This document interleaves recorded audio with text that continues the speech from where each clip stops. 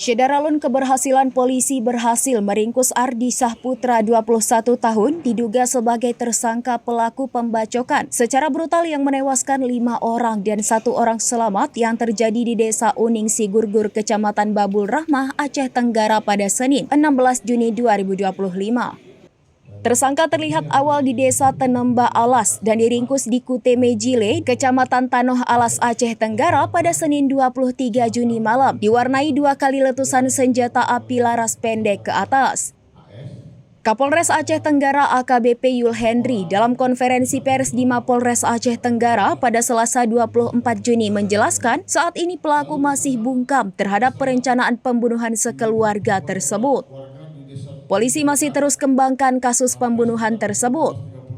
Dalam penangkapan itu, polisi juga mengamankan 23 jenis barang bukti, diantaranya 1 unit sepeda motor, 2 parang, batu asah, ketapel, minyak tanah, air, baju, sepatu, tas samping, handphone, korek api, dan jenis lainnya.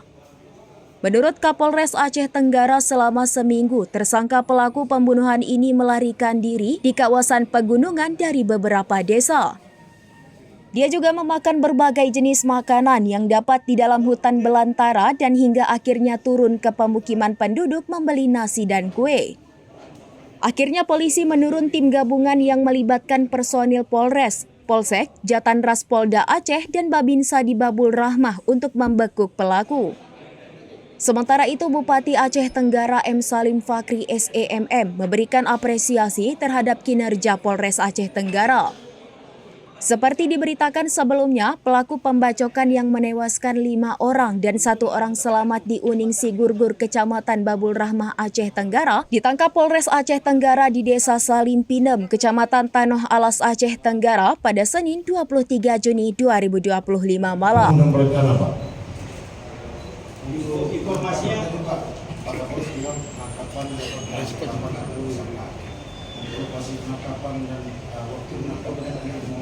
baik, saya bacakan aja ya. Tadi kan maksud saya karena memang proses pelariannya dicerita banyak tempat, kami bacakan.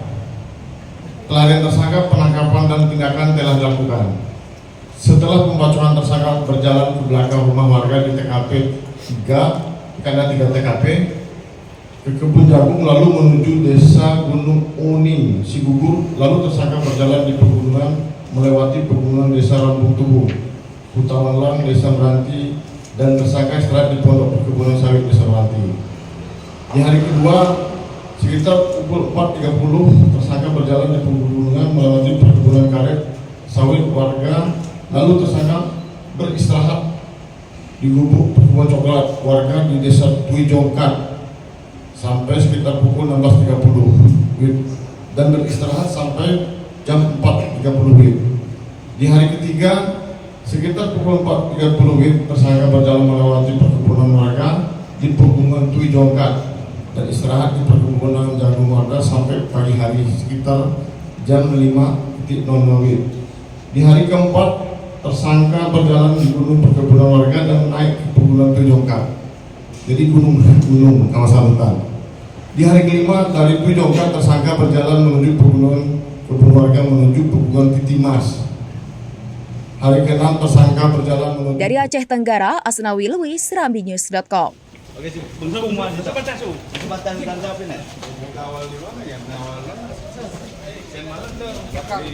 Belakang satu yang penting.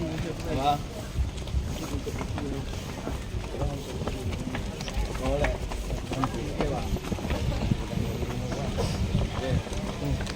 Download Tribun X sekarang, menghadirkan lokal menjadi Indonesia.